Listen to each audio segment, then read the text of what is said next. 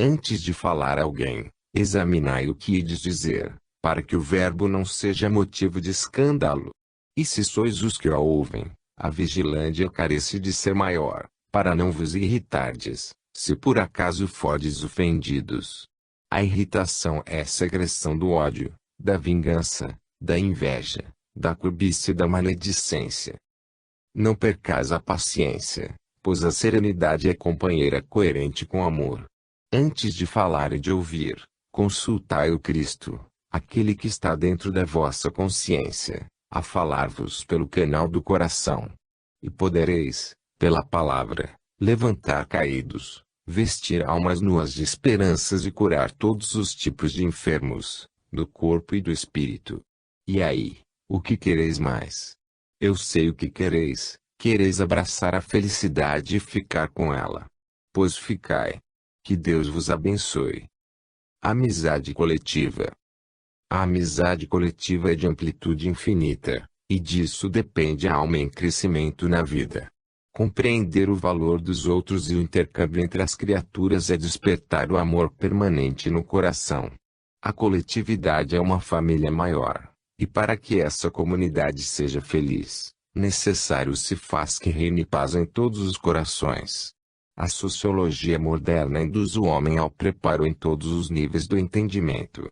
Que a oportunidade de aprender se estenda aos companheiros do campo, das favelas, às domésticas e aos menos favorecidos pela sorte, consoante a velha máxima bíblica, ganhareis o pão com o suor do vosso rosto.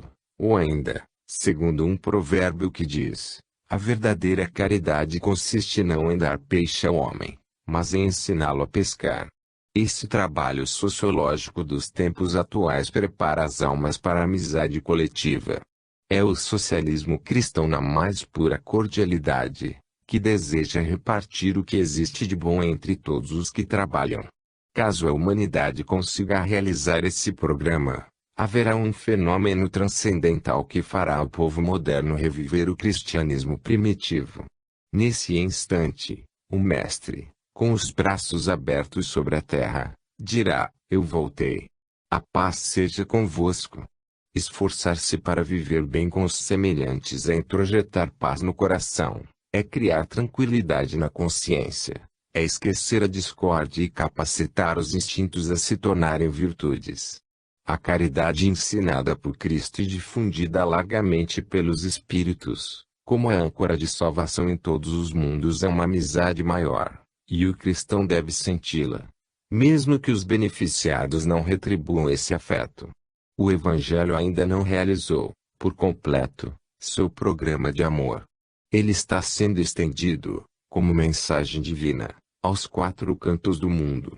Ainda constitui matéria filosófica, e reina, por enquanto, na teoria, como semente deitada ao solo, em repouso, esperando que o tempo a fecunde e a faça crescer. Talvez, no fim do terceiro milênio ou início do quarto, floresça a doutrina do Cristo, na mais pura vivência. Eis que os seus se confundirão com a terra. Ser-nos-á de grande proficuidade agricultar as nobres emoções, no terreno do coração, para que, amanhã, possamos sentir emoções maiores, pela multiplicidade da lei. E esse trabalho somente se realiza ao fazermos amigos, ao granjearmos companheiros para o rebanho, do qual o Senhor Jesus é o pastor. A amizade com o divino amigo é transmutada em alicerce irremovível da alegria e da esperança. O verdadeiro amor começa em simples traços de cordialidade, multiplica-se, e torna-se a virtude maior, por excelência. Se vós quiserdes atingir a coletividade com bons atos e sentimentos, não queirás abarcar, de uma só vez, todos os homens. Começai pela autodisciplina, ampliai essa disposição na vossa casa, estendei esse esforço no trabalho, e avançai, com o tempo, ante a sociedade. A afeição mútua, os primeiros sintomas de afeto para com o povo e o entendimento coletivo são os princípios do amor a expandir-se em todos os rumos. Somos nós em Deus e Deus em nós, nós no próximo e o próximo em nós. A amizade coletiva nos torna mais afáveis, pois ficamos ricos do dom grandioso de sermos úteis, de compreendermos os semelhantes e de fazer com que eles sejam admirados e amados. Devemos tudo isso ao incomparável Mestre da Galileia, que aportou à terra, sem exigências, que amou os homens, sem recompensa, que doou tudo de bom à humanidade, sem esperar oferta. O único objetivo, plasmado em seu coração, era o de que a massa humana amasse a Deus sobre todas as coisas e ao próximo, como a si mesmo.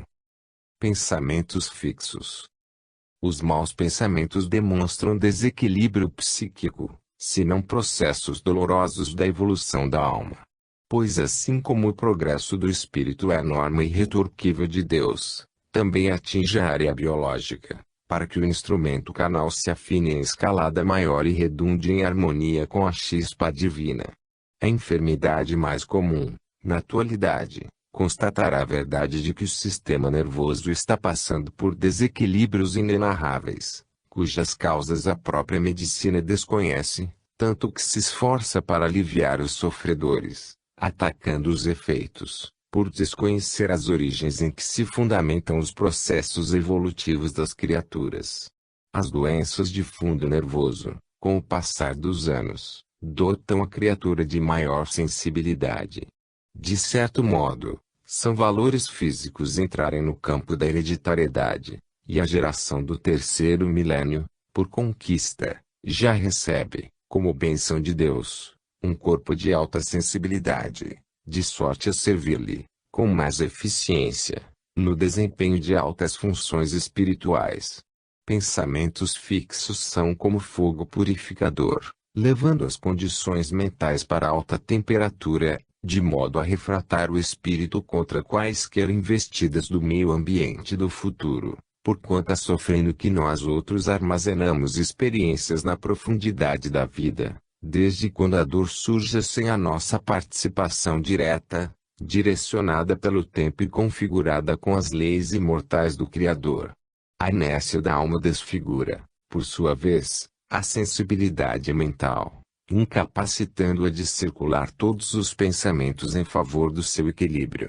E estes, como estantes, se ajustam na tela mental, perturbando parte da consciência, para que a razão busque, mesmo na inconsciência, os meios indispensáveis, sem levar em conta o tempo, para a verdadeira saúde.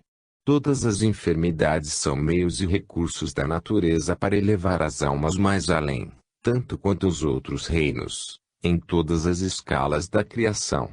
Ninguém sobe sem sacrifício, nem sorri antes de chorar. Tudo isso passamos até aprendermos a amar uns aos outros, porque o amor está inconexo com o ódio e o egoísmo, pairando acima das nossas inferioridades. É certo que o bem depende de sucessivas fixações de todas as virtudes na consciência profunda. No entanto, essa escrita em nós mesmos, somente traz a felicidade, ao passo que, ao contrário, a influência do meio ambiente inferior programa condições para pensamentos fixos corrosivos e fornece fluidos adequados para dormentes ideias, que desajustam a oficina da mente. O regime de urgência da nossa parte é a lutar. Mas nunca devemos fazê-lo sem condições apropriadas de enfrentar os inimigos internos que, por vezes, dominam grande região dos nossos sentimentos. E essa batalha começa na mente. Montemos o nosso quartel-general nesta imensa planura onde floresce o joio com abundância e cultivemos o trigo sem desânimo, que o tempo nos mostrará o quanto vale o esforço próprio. Comecemos logo a valorizar as mínimas coisas agradáveis, empenhemo-nos, com interesse, no bem-estar das criaturas, sem exigências, favorecendo, no que pudermos, a cultura dos semelhantes e a educação das pessoas. Nas conversações que tivermos diariamente, policiemos os pensamentos, para não escaparem alguns que possam aborrecer os companheiros. Alegremos o ambiente em que tomarmos parte com o humorismo sádio e proporcionemos, dentro das nossas forças, oportunidades de trabalho aos irmãos que nos procuram. Não deixemos que ninguém volte vazio de esperanças na confiança que depositaram em nossos corações. Introjetemos, em nós, a fixação de servir como instrumento de Deus para o bem de toda a humanidade e ocupemo-nos de fixar, em nossos corações, o amor cada vez mais puro, pois ele é o solo que nos alimenta do grande suprimento da vida, Deus. Mantras. Os mantras são autossugestões alciônias, capazes de nos tirar do caos, dando-nos momentos de felicidade e abrindo caminhos para que possamos nos libertar dos fustigantes pensamentos de inferioridade. O esoterismo, tanto quanto o ocultismo em geral, nos ensina a repetição de palavras que eles enumeram como sendo sagradas. São frases lapidadas com a mais completa harmonia, cujo som desperta em nós certo interesse pelo assunto. E ainda mais, são pensamentos positivos, de ânimo, de entusiasmo, de alegria, de prazer. Todo o Evangelho do Cristo são mantras divinos, preparados por Jesus, para a felicidade dos homens. Eis porque a linha cristã, dedilhada por Lutero, faz maravilhas dentro da crença, desentulha a dúvida do candidato e obriga-o a decorar todos os versículos. Sugestionado pelos mais velhos, ele, o iniciante, acaba se autossugestionando com a cadência deslumbrante da musicalidade da Boa Nova do Reino, modificando seu sistema de vida, ampliando seu conceito de moral e reagindo completamente no tocante ao seu próprio corpo físico, de maneira que a mente comande, com vantagens, todas as ordens e processos e meios de paz, desde o corpo espiritual até o físico. As glândulas se empenham em serviços renovados, entregando, através do sangue, elementos aos pontos-chaves do corpo, em completa estratégia para o equilíbrio de todo o organismo. Isso, na verdade, vos dizemos, é serviço da fé. Os exercícios espirituais de Inácio de Loyola capacitavam-no para grandes coisas, como também a seus comandados. Repetiam tanto determinados conceitos, que acabavam crendo naquilo que impunham a si mesmos. A criancinha de berço, quando pronuncia as palavras papai e mamãe, já ouviu esses sons inúmeras vezes e os tem como sons sagrados em sua vida, pois são mantras de segurança, de vida, de amor e de carinho. Por que não alimentarmos ideias afáveis, conexas ao amor? Por que não nutrirmos pensamentos bençoantes, coerentes com a caridade? Por que não fortalecermos emoções amoráveis, dimensionadas com o perdão? Companheiro, se estás sujeito ao porquê, se não experimentastes, ainda, o estímulo mencionado e careceis de uma ajuda, é o que estamos tentando. Começai hoje. Pensai agora na dinâmica da alegria e fazei chover esse estado da alma em sua mente. Esforçai-vos e senti a alegria invadir vosso ser e, depois, ela surgirá, ampliada, nos corredores da espontaneidade. Vejamos um mantra que ficou famoso pela sua composição sábia e pelo valor do seu sentido na vida dos que sofrem, hei de vencer. Colocando esta frase na mente, sem hesitar, ela faz milagres, porque não só encoraja a alma nas lutas diárias, como estimula reações químicas no corpo físico. A hipnose se processa por mantras.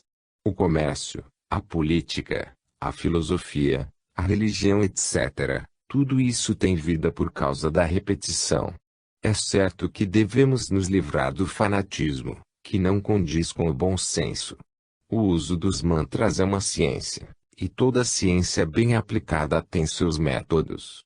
A prece não é mais nem menos que um mantra poderoso que nos alivia, predispondo-nos às lutas, ou até ao sacrifício. O fora da caridade, não há salvação, tornou-se o mantra que faz o espírita se desdobrar no serviço assistencial. A reencarnação é um mantra da verdade, que estimula o encarnado a ter mais esperança, pois prova que ninguém morre. Tomamos corpos como vestimos roupas. A fé é um mantra poderosíssimo. De acordo com o grau que se a possui, levanta os caídos, cura enfermos e transforma a água suja da nossa vida em vinho celestial de virtudes evangélicas. Ao deitardes, deixai em vossa mente, antes do sono, palavras de conforto, de ânimo, de fé e de alegria. E ao acordardes, fazei o mesmo. Durante o dia, nunca deveis esquecer a atitude daquele que quer sempre vencer. Vós mesmos podeis compor o vosso mantra, sem que nele mencioneis coisas negativas. Sou feliz e alegre porque tenho amor. Eis uma mostra para que dela possais partir para outros da mesma consonância. Valor da comunicação. O intercâmbio é a base do progresso. Comunicar-se com os outros é trocar valores imortais, é viver com mais harmonia, é a fraternidade em sua ação de amor. Para vivermos, dependemos da comunicação, nós e as coisas, de trocar, com os recursos que a evolução nos outorgou. O que aprendemos parece-nos inconveniente, se não o damos à luz para que outros saibam, e as experiências dos outros nos favoreçam. Qual seria a situação do médico, se ele não encontrasse doentes para colocar em função seu saber? Qual a situação de um advogado, se ele não encontrasse os casos de justiça, para exercer sua profissão? E o dentista, o professor, o engenheiro, o político, etc. A comunicação é a argamassa divina, é o impulso da vida em busca da própria vida. A existência do corpo físico depende da comunicação sábia da alma com todo o anatomismo fisiológico, desde os átomos até os órgãos. Saber comunicar já é uma arte própria do espírito que começa a se libertar da ignorância. Nós, quando falamos bem aos nossos semelhantes, desejando-lhes, com dignidade de Abhara Inversama, a paz, a saúde, o puro amor, estamos, em muitos casos sem saber, estimulando a nós mesmos para esse objetivo, em primeiro lugar. Se infundimos ânimo, fé, esperança, nos nossos semelhantes, a ciência espiritual nos afirma que somos os que mais participamos dessa felicidade. As leis de Deus nos asseguram que somos nós os mais beneficiados, quando beneficiamos. E essas mesmas leis são vivas e justiceiras. Quando queremos empaná-las, fazermos-nos de esquecidos da sua sal no ódio e na vingança, responderemos por tudo. Todos os tipos de comunicação que a civilização contemporânea nos apresenta a evolução do verbo.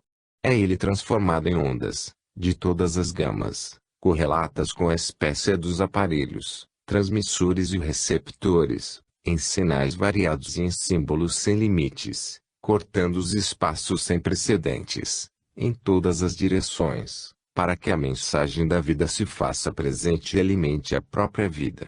A música é uma comunicação da harmonia, a alegria é uma comunicação do prazer, o amor é uma comunicação da vida, etc. O espírito vibra em todos os diâmetros da eternidade, com seus iguais, em todos sem limite da criação de Deus. Não poderia existir ciência sem a troca de ideias, a filosofia sem conversações, e a religião sem a função sagrada do verbo.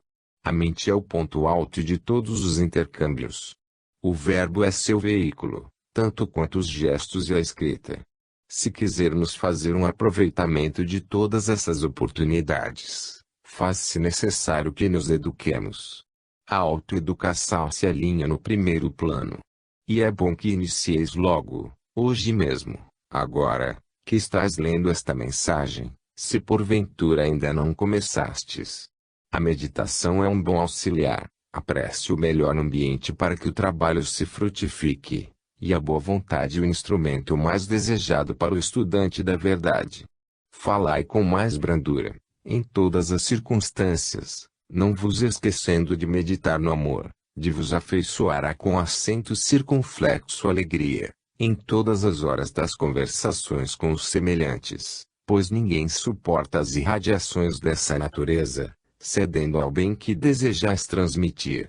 Até os animais e as plantas são sensíveis às virtudes apregoadas pelo Divino Senhor. Tudo na vida tem sua linguagem específica na escala evolutiva em que se encontra. E o homem, sendo o mais evoluído, deve descobrir os meios pelos quais o reino, a sua retaguarda, se comunica. A inteligência é, para isso, força propulsora no empenho de abrir rasgos na ciência, e o progresso certificar-nos-á da felicidade pelo poder da esperança, que faz da fé o verdadeiro amor. Melancolia destronada. A alegria deve preponderar ante a melancolia e, se carecer de esforço, a alma não pode medir sacrifícios, pois é solução urgente na conquista da paz. Quando a vigilância monta a guarda no quartel da mente, ficam sem efeito as investidas da tristeza, por não encontrarem ambiente para sua nefasta proliferação. Destronar a melancolia é dever do cristão, usando todos os meios possíveis no arejamento da lavoura mental, onde o solo requer adúbio de qualidades especiais. Não poderemos ter paz sem harmonia no pensamento. A distonia das ideias provoca um mal-estar indizível, como um entorpecimento no sistema nervoso, cujo resultado são os caminhos da velha ciência médica e das casas de repouso, que nem sempre nos dão o alívio que esperamos. E, em muitos casos, esses recursos nos situam em um círculo vicioso de nos sentirmos seguros somente ao lado de psiquiatras e entorpecentes. A alegria espontânea ainda é o melhor remédio para a dissipação das trevas dos sentimentos. O bem-estar nos devolve a esperança e do outro organismo com a predisposição de que um copo de água servirá de medicamento salutar. Eis aí é a fé, nos caminhos do amor. O médico do futuro vai aliar seus conhecimentos biológicos, psíquicos, psicológicos e espirituais, para que eles possam ser, na conversação com o enfermo, a coluna, o arsenal de fluidos magnéticos superiores, onde o doente poderá se abastecer, para que sua mente em desequilíbrio retorne, mesmo momentaneamente, a uma certa paz, podendo, assim, iniciar novo trabalho terapêutico, desembaraçando as ideias, colocando-as livres, onde, antes, seus pensamentos eram escravos de fixação hipnótica dos seus impulsos. O clínico poderá limpar a mente do enfermo pela fala, por sugestões e, se possível, imposição das mãos. Creiam ou não, a ajuda do mundo espiritual se faz onde a necessidade requer a sua presença. Deus é bondade que se irradia por onde quer que seja. A medicina, que deve se aprimorar em breves tempos, não haverá de esquecer a psicologia espiritualizada. O médico, ao atender o doente, deve se preparar mentalmente, não manifestando nenhum problema na mente, não deixando transparecer na conversa nenhum desânimo que possa enfraquecer a fé de quem o ouve. A alegria deve ser estampada em sua feição, com alto teor irradiativo, como, e certamente, o amor. O doente geralmente é triste, mas muito, e muito sensível. É fácil para o clínico mudar suas ideias em poucos minutos, inoculando, na sua mente embaraçada e negativa, o despontar do sol da fé e da esperança, abrindo, com isso, um campo positivo, para que os medicamentos possam ser úteis. É proveitoso que o homem de ciência saiba que a alegria é prerrogativa da alma, consubstanciada nas linhas do amor, donde se conclui que fomos feitos com e para a felicidade. É justo que observemos mais o espírito melancólico, porque ele pode estar ferido pelo orgulho, vaidade ou displicência. Pode ter sido injuriado, mal entendido, obcecado. São tantas notas mal postas na introvertida música da melancolia, que é bastante conveniente estudá-las uma por uma, para combatê-las com eficiência. Dados os primeiros passos, a saúde está com acento circunflexo porta, porque não há enfermidade de consciência. Basta dizer que todas as doenças se enraizam no poder mental, demoram-se no corpo, pela demora nos pensamentos. Alguns desdenham da fé, por não saberem o papel importante que ela desempenha na vida de cada ser. Jesus dava à fé um lugar de destaque em todos os seus conceitos. Chegou a dizer: a tua fé te curou. Quem tiver a fé do tamanho de uma semente de mostarda, transportará montanhas de desesperos, de enfermidades, e com o amor se salvará de todas as possíveis inferioridades do caminho evolutivo. Assim estará destronada toda a tristeza de viver. Diz um velho aforismo: tristeza não paga a dívida. E se não paga a dívida física, muito menos resgata débitos kármicos, que o passado nos cobra com correção monetária. Confidência. Confidenciar é fazer com que os outros participem conosco de segredos, que o cuidado deve acompanhar. E, em se falando das coisas espirituais, a revelação é progressiva e todos os dias se comunica, pretendendo-se que o ouvinte ou leitor somente assimile aquilo que realmente suporte. As leis são elásticas. Em cada dimensão evolutiva, ela se reveste, tomando diretrizes compatíveis com cada alma ou cada povo. A prudência no falar é nota harmoniosa por demais necessária, tanto para quem transmite, quanto para quem ouve. Ser comedido na comunicação é saber filtrar as ideias e direcionar bem os pensamentos, pois é através da palavra que nos fazemos entendidos e desenvolvemos o dom maravilhoso do verbo. Falar é tão sagrado como comer, estudar, vestir, amar e sorrir.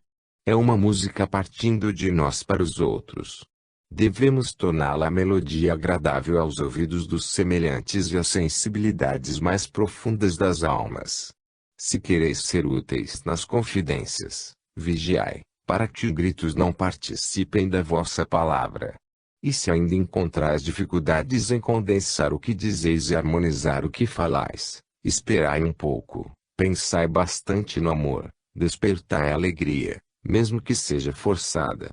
Às vezes a confidência bem orientada desatrela ideias que alimentamos há muito tempo, cultivando-as como certas. E a aproximação de alguém, que fala conosco, induz a razão a abrir prisma novo, para sentirmos melhor o caminho que deveremos tomar. Ao falar e escrever devemos ter cuidados especiais nas colocações dos adjetivos, pois eles expressam nossas ideias e comunicam de vez as nossas intenções. A mente alheia é um campo imenso de emoções, onde as ideias que surgem como sementes caídas em solo fecundo. E, ainda mais, costumam dar guarida às ideias exteriores, como grãos que poderão igualmente nascer, com a participação dos frutos, a quem ofereceu as sementes. Eis a responsabilidade do transmissor de notícias, daquele que fala às massas e do que confidencia ao pé do ouvido dos seus iguais. E dos escritores. A área da mente das criaturas é fermentada todos os dias, por turbilhões de estímulos, seus e dos outros, capazes de fazê-los convergir para a paz, como atear fogo no seu íntimo, ardendo em cadeia como se fosse um verdadeiro inferno, bem maior que o de Dante. A palavra é uma lâmina de gilete ou uma navalha, que embelezam o rosto para sorrir, como podem, em mãos inábeis, fazer chorar de dor. O verbo exercido por espírito evoluído é qual água pura oferecida ao sedento. É fonte inesgotável que a vida esqueceu de estancar, por misericórdia. Aprendamos, pois, a conversar com quem possa nos ouvir, procurando sentir suas mais profundas necessidades e tocando-as de leve, de modo que a alma se encoraje para as lutas de cada dia, de maneira que o espírito se conforte nas conversações e as suas forças se renovem no intercâmbio magnético, que se processa pela fraternidade.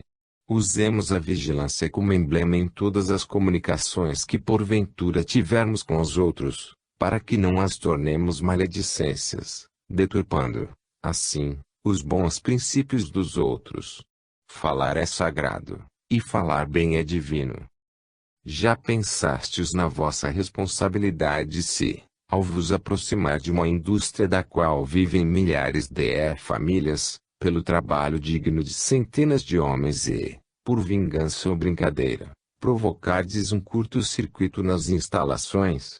Pois essa mesma calamidade poderá acontecer, por invigilância ou maldade da vossa língua, provocando um curto-circuito psíquico na alma de quem vos ouve. E a mente em perturbação põe em perigo todo o corpo, disseminando veneno por todos os centros de força e, em muitos casos, até atingindo dezenas ou mesmo milhares de pessoas que participam de vosso convívio. A fala é uma sublimação do espírito. É uma conquista que somente o tempo consagrou pela vontade de Deus. No entanto, saber falar condignamente é participação nossa. Cada som que articulamos carrega consigo o timbre daquilo que somos e voltará-nos, por justiça, com outro igual. Granjeemos amigos, confidenciando coisas. Todavia, jamais esqueçamos de convidar Jesus para participar das nossas conversações. Conduta mental. A coerência de nossos atos com feitos idênticos colocar-nos à altura da justiça, e essa atração por concordância que nos leva a agir com mais acerto, certificando-nos de que recebemos o que damos, vivemos no ambiente que fizemos, respiramos a atmosfera que atraímos. O suprimento divino nos dá tudo de bom, dependendo de saber pedir, através da vida. A analogia de opiniões é que firma a amizade. Porém, o bom senso nos aconselha a examinar o tipo de sintonia com que estamos nos vinculando a alguém. Se a invigilância nos situou na decadência moral, mudemos logo a nossa conduta e, imediatamente, aquele que está tendo as mesmas atitudes, passará, como por encanto, a ser nosso amigo. Eis a lei em alta ressonância. A conduta física nem sempre é o retraio fiel da conduta mental. Em muitos casos, pensamos coisas más. No entanto, não temos coragem de praticá-las. Alimentamos ideias inferiores, porém não as praticamos. De certo modo, atingimos os outros com os nossos pensamentos em desordem. Não obstante, é um erro mais aliviado. Estamos a caminho da regeneração. Com mais um pouco de esforço, com mais um pouco de tempo e as bênçãos de Deus, começaremos o trabalho mais eficiente, que é educar a mente. A conduta da mente está vinculada ao progresso. Se boas as ideias, bons os costumes. Se maus os pensamentos, vida desajustada. Quando trabalhamos muito para que a moral se eleve, é bom que comecemos na área mental, modificando os impulsos sentimentais para que eles se reflitam no comportamento da vida. É viável, mais ou menos, a demora. De qualquer modo, é uma construção engenhosa, que requer tempo, grandes esforços, muita persistência, fé robusta e exercício permanente no amor. A formação dos nossos pensamentos é que determina a nossa conduta. Se a consciência conseguir fazer parte da elaboração das nossas ideias, se a disposição da disciplina dominar os sentimentos, é bom que comeceis por elas a reforma dos princípios morais, com Cristo, nos moldes do Evangelho. É certo que não devemos julgar ninguém pela vida que se dispôs a viver. Entre mentes, a observação, nas bases da psicologia, no silêncio, tornar-se-á de grande utilidade para o observador, desde que ele tire proveito para a autoeducação dos seus instintos inferiores. Se achais que os outros procedem de maneira que a vossa consciência repudia, não façais o mesmo. Eis que vos serviu de lição, e se quereis estar bem com a vossa própria consciência, não critiqueis os outros pelos erros cometidos. Procurai fazer certo, que estais acendendo uma luz. O corpo espiritual é o primeiro a ser atingido pela má conduta. Ele é uma energia viva, bioplasmática, de alta sensibilidade, capaz de passar, com toda a fidelidade, a indução que impregnais, através dos pensamentos, para o corpo físico. E este, sofrendo as consequências, faz retornar com acento circunflexo a alma aquilo que ela mesma criou. Aconselha Jesus a orar e vigiar. A oração abre caminhos nunca antes percebidos pelo espírito e a vigilância dá tempo ao raciocínio, para a classificação dos pensamentos, estimulando os bons e marginalizando os imprestáveis, ou canalizando-os a uma determinada região da subconsciência, para que ela aproveite esse lixo mental. Estamos na época do autoconhecimento e dos indivíduos, principalmente daqueles que se dispuseram a procurar a verdade. O campo interior é muito maior. As leis que nele vigoram são mais próximas da alma, e o céu a ser construído será mais participante de cada vida. Compete a nós por mãos à obra, trabalhar para conhecermos a nós mesmos por todos os métodos que Deus nos confiou. E, se não esmorecermos, No amanhecer de algum dia haveremos de sentir o sol da libertação despontar nos horizontes do espírito, como o Senhor a nos visitar para conosco ficar, eternamente. Pensamento e ação. A ação dá continuidade aos pensamentos. Mas são os pensamentos que geram as ações. Temos, pois, duas oportunidades de corrigi-los. Primeiro, no campo criativo da mente, antes da formação das ideias. Depois dos pensamentos já formados, ou irradiados, sustê-los pelo autodomínio, não os deixando tornarem-se ações, interrompendo sua concretização. Já falamos muitas vezes, talvez repetindo muitos autores, que a mente é um mundo cuja extensão ignoramos ainda. No entanto, somos espíritos conscientizados da oficina onde deveremos iniciar o nosso mais digno trabalho de reajuste para com os nossos impulsos. O pensamento é a base de todo o nosso viver. Ele é a força dinâmica, capaz de descobrir maravilhas, levando-nos a com acento circunflexo felicidade.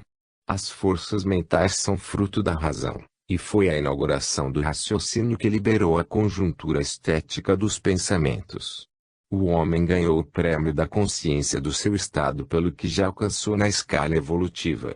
As suas emoções são liberadas através dessa força incomparável que se chama pensamento, motor divino estruturado na alma. E nada no mundo, nem nos outros mundos existentes, falo para ele é vibrante, permanentemente. Quando dormimos, os pensamentos atuam em outra dimensão. Quando acordamos, o sol mental se irradia no mundo que lhe é próprio. Quando perdemos os sentidos da palavra e da audição, o pensamento fala mais alto, em ressonâncias indescritíveis. Ele é música, é som, é vida, não depende de nós, é segredo de Deus, é joia preciosa em nossas mãos. O homem inteligente, que já sofreu muito, em quem o sacrifício já amaciou todas as engrenagens dos sentimentos, a quem os problemas ensinaram o modo de superá-los, começa a reforma dos conceitos antes vividos e superados. Pelos pensamentos, desenvolve mais ainda a emissão das ideias. Todavia, mudando de faixa, estrutura seus pensamentos em outra ordem, dando curso normal a todas as criações elevadas e, pouco a pouco, esquece as investidas inferiores, que antes demoravam como nuvem negra em seus sentimentos, flutuando em sua mente, descarregando raios mortíferos em todo o sistema orgânico, obstruindo caminhos que poderiam deixar passar os mensageiros da luz, com advertência de alto valor moral e espiritual. Mas esse homem começa firme e não abandona seu posto. É como o agricultor ao chegar em matas indevassáveis. Ele sabe que, com o tempo e a persistência, dominará toda a região. É passo a passo, é plantando, é limpando, é escolhendo, é domesticando, que algum dia os terrenos cultiváveis e férteis ficarão livres, na fecundidade que lhes convém, para o beijo ardente do sol, inoculando-lhes mais vida, e a lavoura estender-se à área toda. Pois assim é o trabalho da alma frente aos seus impulsos mentais, diante da disciplina dos pensamentos. O trabalho parece-nos de difícil realização. Não obstante, é feito por nós. Se na primeira investida não pudermos dominar os pensamentos, demos mãos às ações. Se pensar coisas inconvenientes é falta é mais ou menos grave, muito mais é fazer, é realizar o que pensamos. Se a evolução não nos deu forças para deixarmos de idealizar vinganças contra os outros, apelemos para que fiquem somente nas ideias. Não nos vingarmos na faixa física já é alguma coisa realizada. Na verdade, é combater os efeitos, porém. Se tentarmos buscar a causa é trabalho valioso.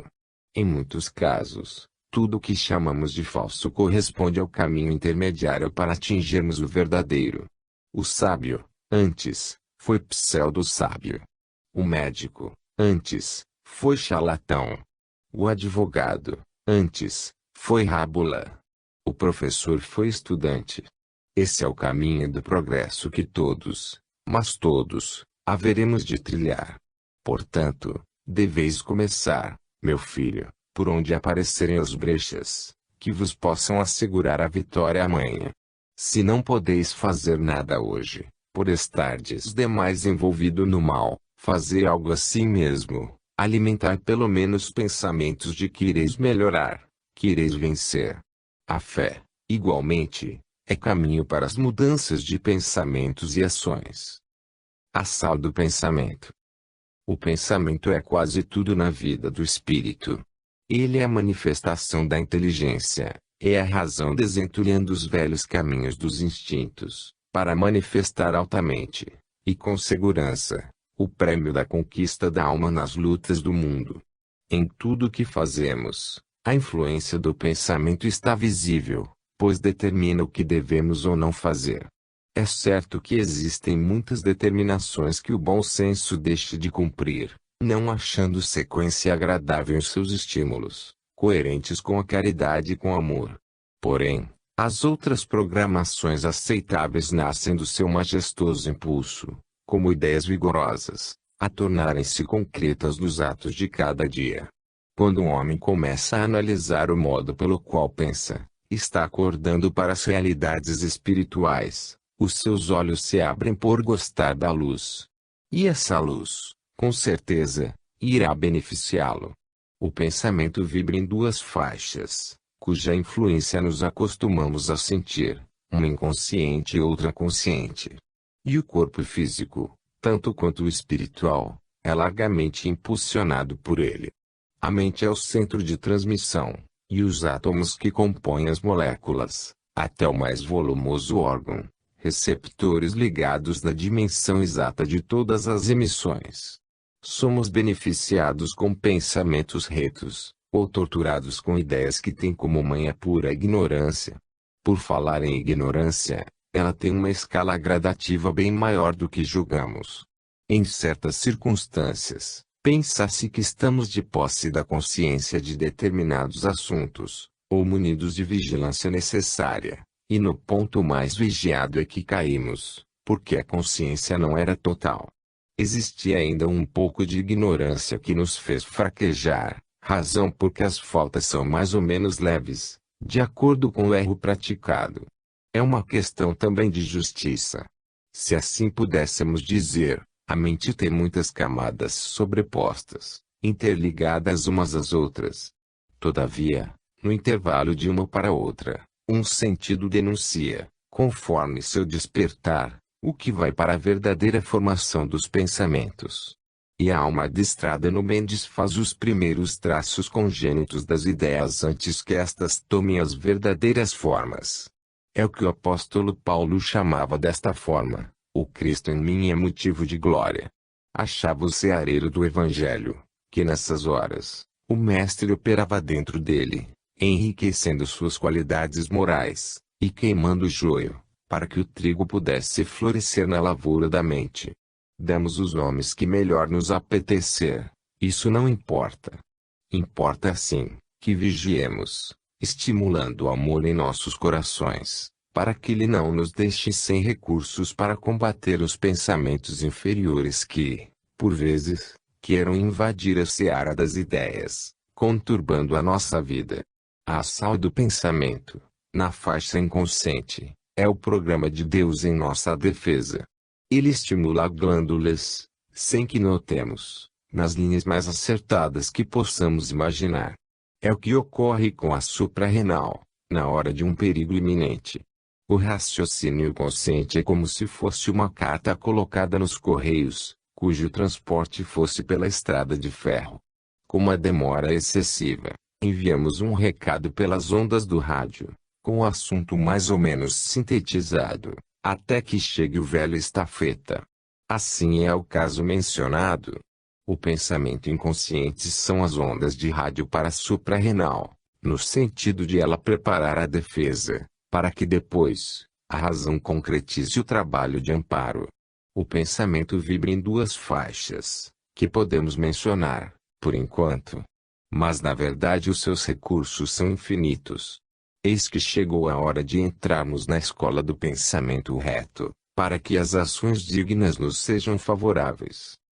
Mente e corpo. Alma e corpo são mundos com eixos da mais alta sintonização, para que o primeiro possa exercer domínio completo sobre o segundo, domesticando e, ao mesmo tempo, disciplinando a si mesmo. O corpo, em certos aspectos, é a continuação do espírito. É no vestir a farda carnal que o soldado de Deus avança e vence as batalhas no mundo. A mente é uma região da alma mais sensível, com ligação mais direta através da visão. Os olhos são como diafragmas que, abertos, colhem todas as imagens que podem alcançar, recolhendo-as na consciência e, ao mesmo tempo, mandando fotocópias para o grande arquivo da consciência profunda, como, e certamente, emitindo as mesmas imagens em todas as direções do espaço exterior. Eis porque Deus está sempre assistindo ao que fazemos. Queiramos ou não, escrevemos o que fazemos na mais alta linguagem, porquanto isso é feito por intermédio das próprias imagens. Somos fotografados ininterruptamente pela luz, como fotografamos o que percebemos em várias dimensões. O documentário é perfeito em todos os sentidos. É por isso que se cumpre o aforismo popular que expressa: não há segredo nenhum no mundo que não seja revelado, pois não podemos escondê-los, já que a lei não o permite. O corpo físico é um patrimônio de muita importância, cujo sentido ultrapassa até mesmo o raciocínio comum.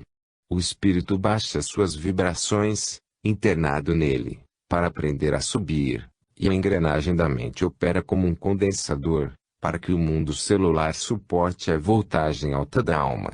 A conectividade do ser espiritual no campo fisiológico é de demorada realização, gasta anos no preparo, mesmo sob a orientação de elevados obreiros do bem. A alma fica de posse do corpo físico, com mais segurança, quase sempre depois dos 21 anos. É um tempo precioso, que não deve ser desdenhado pela displicência, nem esquecido pela preguiça. Compete-a com acento circunflexo consciência, que se manifesta, trabalhar ativamente e se conduzir com decência, aproveitando com inteligência a distância curta, mas valiosa, do fim da juventude às portas da senilidade. Pensai nisto, companheiro amigo. Nunca faltou amor para convosco. O esquema do corpo físico foi idealizado com amor. A conjunção com as primeiras células foi nas bases do amor. O encontro dos vossos genitores no mundo foi pela força do amor. A simbiose autêntica do óvulo feminino com o bastonete masculino, no campo avançado do útero, foi amor, por ser coerência de elementos. E, se viveis, é por amor de Deus, pois mente e corpo se interligam na mais vasta faixa do amor, não podendo, pelo menos na escala em que se encontram, depreciar essa oportunidade que lhes vem às mãos, de amar também. O corpo, que em muitos casos pensais nada a valer, é uma ânfora que, em se falando das coisas materiais, atingiu alto grau de perfeição, e o espírito, a fragrância divina que poderá recender seu perfume celestial, mesmo colocado nele hermeticamente fechado. Se conheceis algum místico, verdadeiramente místico, podeis observar que, em torno dele, exala um aroma sobremodo agradável que nunca vos enfadareis de respirar. Haja visto o magnetismo de alto teor que irradia da sua personalidade, e que os famintos avançam à cata de absorvê-lo, como mariposas à luz. E sabeis, meu filho, como destampardes o vaso da carne para que o espírito perfume a atmosfera do mundo. É com os dedos do amor. Somente ele conhece a ciência de tornar livre a essência da vida. Mente e corpo são dois mundos conjugados. Um, o cavalo e o outro, o cavaleiro. Um, o instrumento, o outro, o músico. Um, o vidro, o outro, o perfume.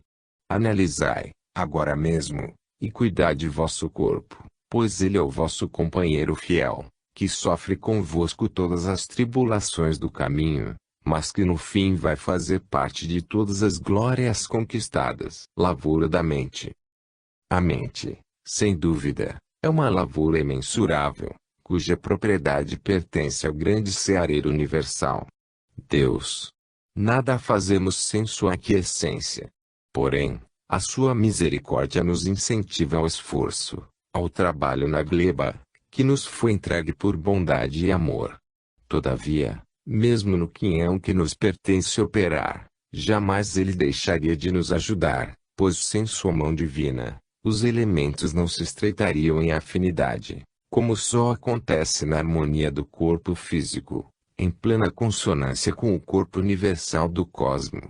Se quisermos entender mais ou menos quem é Deus, basta analisarmos que sua mente abrange toda a criação e ainda labora em conexão com a nossa, cabendo-lhe a maior parte. Nós outros operamos em campo restrito, em pequena lavoura, carecendo, todas as horas, de ajuda, de retificação, e vezes sem conta, de companheiros mais experimentados, para nos guiar nos labirintos em que caímos, de vez em quando. Porém, essa é a marcha do progresso. Se na verdade entendemos o que vem a ser evolução, é bom que a chamemos de despertar das qualidades perfeitas vibrantes dentro de cada um, de cada coisa. A nossa mente constitui, no campo restrito em que laboramos, uma lavoura infinita. E a alma, no porte em que se encontra a coletividade, começa a mostrar expressão bem acentuada de amadurecimento, requerendo do agricultor preparo com todos os recursos possíveis, a separação do joio, para que o trigo não venha a se perder. Uma grande sinfonia começa com notas dissonantes. Um violinista, como outro qualquer artista, nos seus esticados treinos, é difícil de ser suportado. Mas, quando preparados, trabalham na pura harmonia, que agrada a todos, pois, na hora da colheita, o agricultor, por lei, deverá separar o trigo do joio, para que o alimento não faça mal a ninguém. Eis a hora de trabalharmos na harmonia da mente. Ela é um instrumento divino, que faz parte da grande orquestração universal. O Cristo deu o sinal nos seus de todas as consciências de que é chegado o momento de construir. Não há mais desculpas. A hora não é marcada por nós, não nos pertence a viagem infinita do despertar gradativo. É lei de Deus, com execução dos anjos. Apeguemo-nos a essa oportunidade de reformas mentais, espirituais, e mesmo físicas, começando pela sondagem nos profundos arquivos da mente. E, se já avançastes um pouco na escala dos pensamentos, se vos fascina o segredo das ideias, ficais sabendo que a mente presente, a área da consciência do que fazemos, é um pequeno departamento da grande consciência universal, em se referindo ao espírito, organizada pela consciência de Deus. Não vos perturbeis em demasia com o trabalho a realizar. Ele, de fato, é grandioso. No entanto, podeis começar pelo simples perdão dentro do lar, pela paciência com os vossos filhos, com a tolerância nos trabalhos de cada dia, aceitando, com amor, o que não pode ser mudado. O vosso lar é, igualmente, uma lavoura. Os que vos cercam, as plantas frutíferas. E vós sois o zelador. Cuidai bem delas, sem que o joio as faça mirrar, sem que os insetos retardem o seu crescimento. Uma palavra junto aos vossos poderá estimulá-los para uma paz duradoura, como cercá-los de inquietações. Vede como conversais, aproveitando a misericórdia do tempo. Se a invigilância deixar as emoções invadirem a mente, criando pensamentos negativos, apegai-vos à última instância, não os expressando pelo verbo. Interrompei sua sal que, no amanhã, conseguireis vos libertar, definitivamente, de criações mentais inferiores. O esforço é imprescindível todos os dias, todas as horas, todos os minutos. Se nos empenharmos com denodo nessa disciplina, sabeis quem será o mais beneficiado? O próprio operador. Quem conhece esta verdade, nunca deixa de se esforçar na conquista do bem na lavoura da mente. Cura pela mente. A mente é um fenômeno fantástico em se falando de cura. Bem disciplinada, com os métodos evangélicos, faz surpresa à ciência, valoriza a filosofia e sustenta a religião. As curas feitas pelo poder mental desafiam os célicos, pois é através dela que se reconhece o espírito, na eternidade que lhe é peculiar. O instrumento da alma é o amor, visto que poderemos nos curar pelo amor, elevarmos-nos pelo amor, embelezarmos-nos pelo amor, e nos libertarmos, definitivamente, pelo amor. Ele é Deus, Ele é tudo na nossa vida. Ao nos aproximarmos de um doente, é de bom senso que limpemos a mente, se ela estiver toldada pelos pensamentos indesejados. E é bom que essa tarefa se inicie pela prece, para que depois a vontade encontre ambiente adequado no terreno das sugestões. A delicadeza predispõe todo e qualquer enfermo que nos ouve a colocar-se na mais alta receptividade espiritual. E a mente educada colocará à sua disposição grande acúmulo de fluidos espirituais, que representa o bem-estar e cura quase instantânea, dependendo de quem as aplique da sua elevação diante do Cristo. Todas as qualidades evangélicas, todas as virtudes espirituais obedecem a uma escala progressiva. Quanto mais subirmos, mais facilmente desempenharemos as nossas atividades. Uma mente adestrada está sempre em convênio com outras da sua espécie, doando-lhe, de certa forma, o magnetismo referente ao seu estado de coisas. O dom é uma flor que exala perfume de acordo com a natureza da árvore, e esta extrai de fontes diversas, na engrenagem sutil do seu energismo.